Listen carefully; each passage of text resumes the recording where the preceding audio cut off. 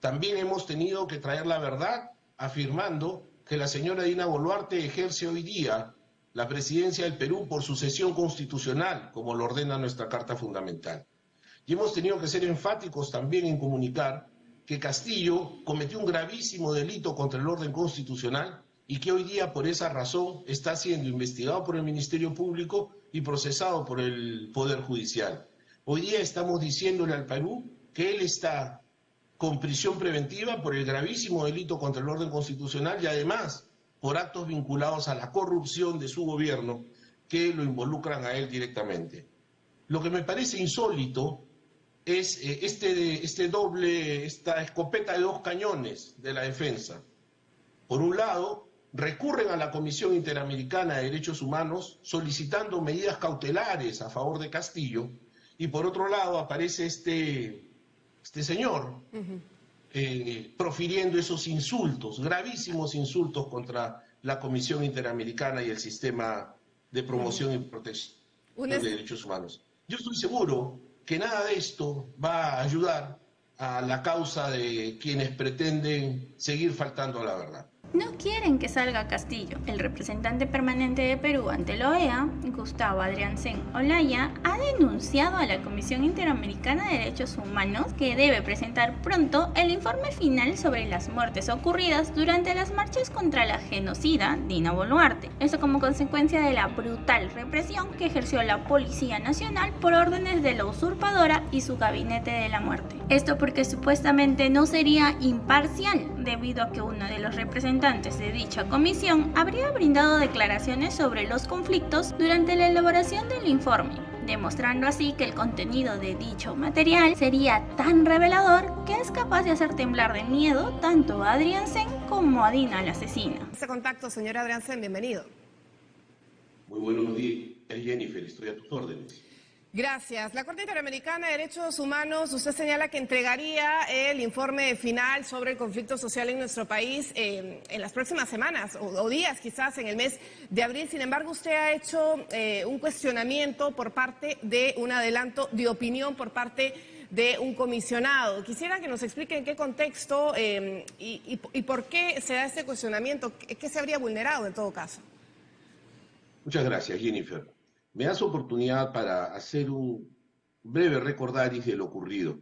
Tras el golpe de Estado del 7 de diciembre del 2022 y los sucesos de violencia que se produjeron, el Perú invitó en dos oportunidades a la Comisión Interamericana de Derechos Humanos. En el mes de diciembre, una comisión técnica dirigida por la Secretaría Ejecutiva tomó contacto con el país y recogió información muy valiosa sobre esos procesos.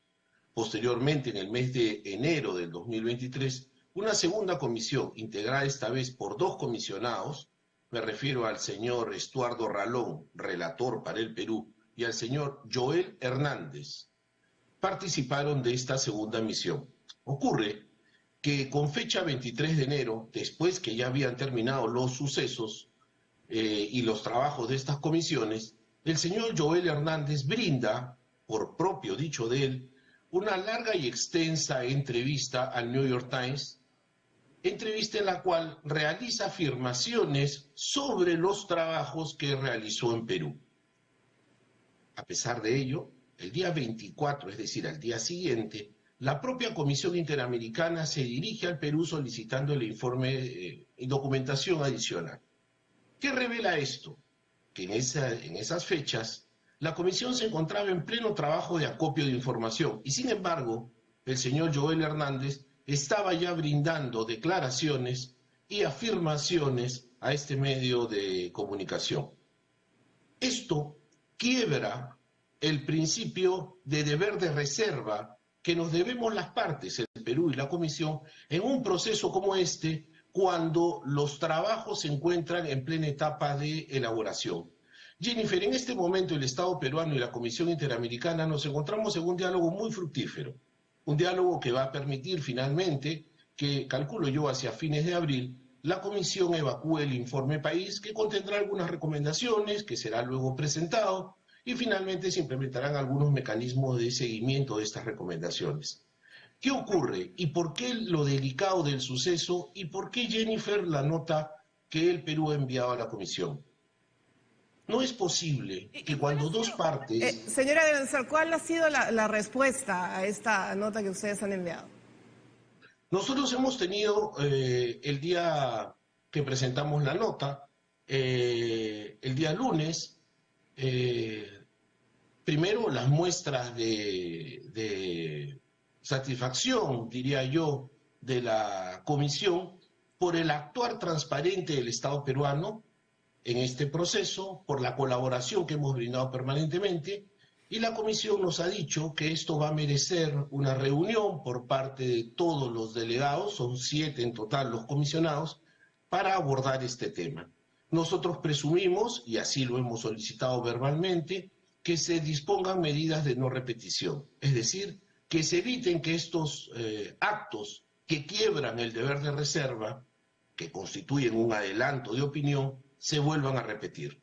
Nosotros confiamos que en reuniones posteriores con la presidenta de la comisión y con el relator especial podamos dejar esto firmemente establecido. Ahora, señora Drancén, claro, usted señala que este informe final se entregaría en el mes de abril, pero ¿qué tanto abona a este informe, por ejemplo, el reporte reciente del Departamento de Estados Unidos, en donde se señala que existe un importante problema de impunidad sobre abusos de la Policía Nacional del Perú? Recientemente este hecho de un manifestante en el Cusco que ha fallecido. ¿Qué tanto va a abonar este contexto de información a este informe final? ¿Cuál es su mirada al respecto? Fantástico, fantástico.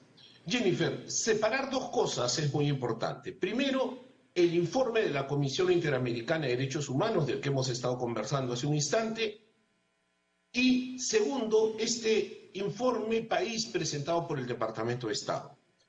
No voy a referir al informe... Disculpe que lo interrumpe, quisiera hacer la acotación de lo que señala este reporte. Señala, por ejemplo, que el gobierno no impidió de manera efectiva los abusos o castigó a los que lo cometieron. ¿Qué señalar al respecto?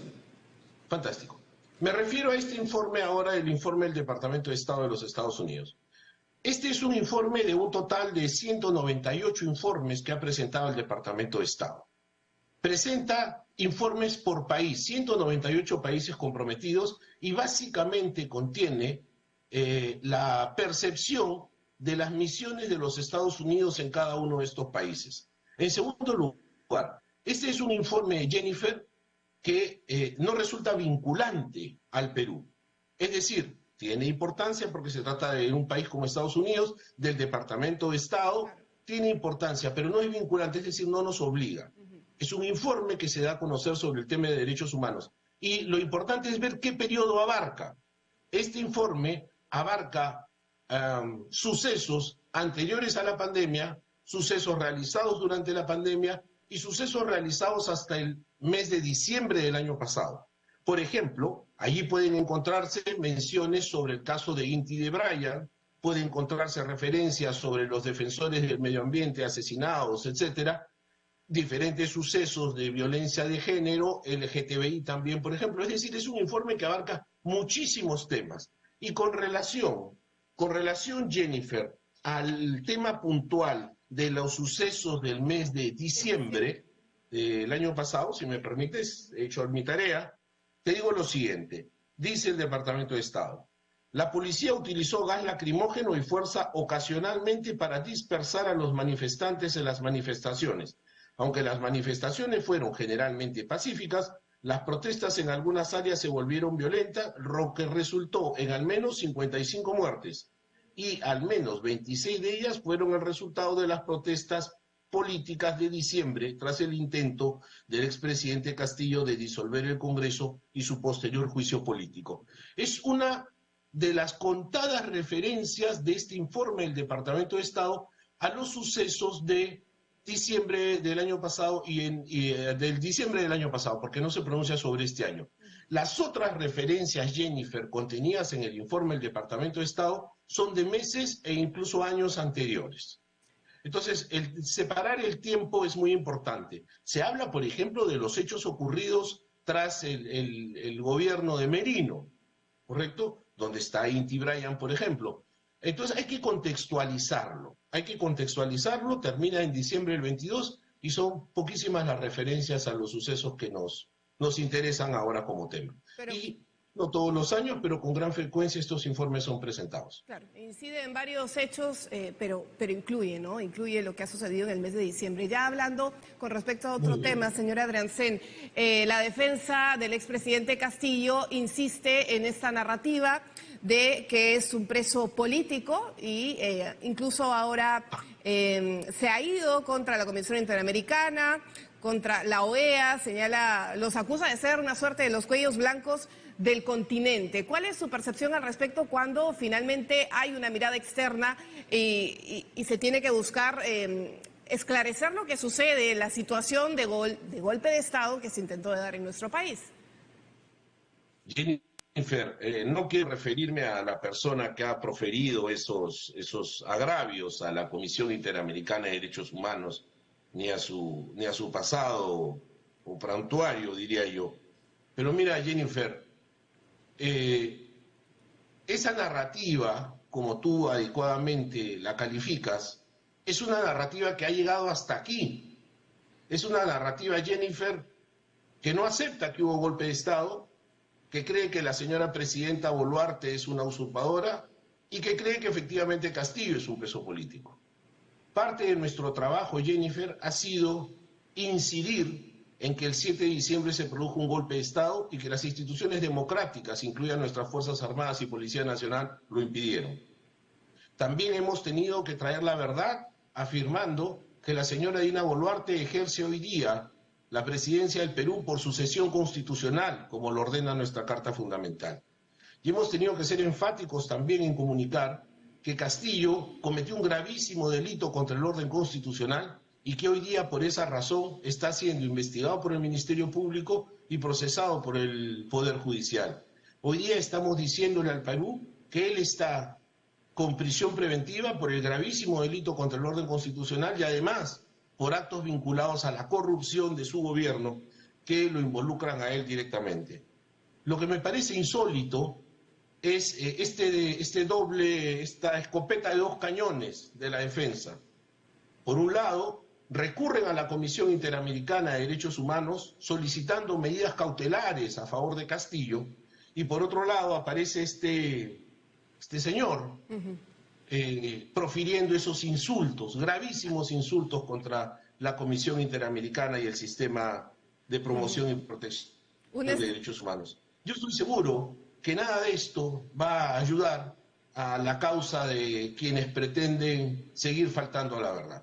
Yo creo que esto finalmente se va a conocer, se va a revelar y las autoridades van a actuar como corresponde. La comisión en su momento se pronunciará y nosotros naturalmente seguiremos al lado colaborando como Estado y como gobierno.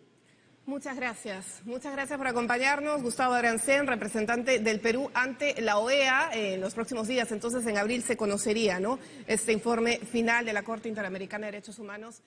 El representante permanente de Perú ante la OEA ha denunciado el informe de la Comisión Interamericana de Derechos Humanos porque no quiere que la verdad sobre las muertes en las marchas contra la usurpadora Dina Boluarte salga a la luz. Con esta denuncia estaría tratando de desprestigiar a los comisionados que lo elaboraron porque supuestamente dieron un adelanto de opinión, cuando en realidad temen que lo dicho en ese informe pueda contribuir al caso de Pedro Castillo y terminen liberándolo. ¿Y tú qué opinas de las declaraciones de Gustavo Adriancén Olaya? ¿Crees que logren anular este informe? Déjanos tu opinión en los comentarios y comparte este video para ayudarnos a que esta información llegue a más personas.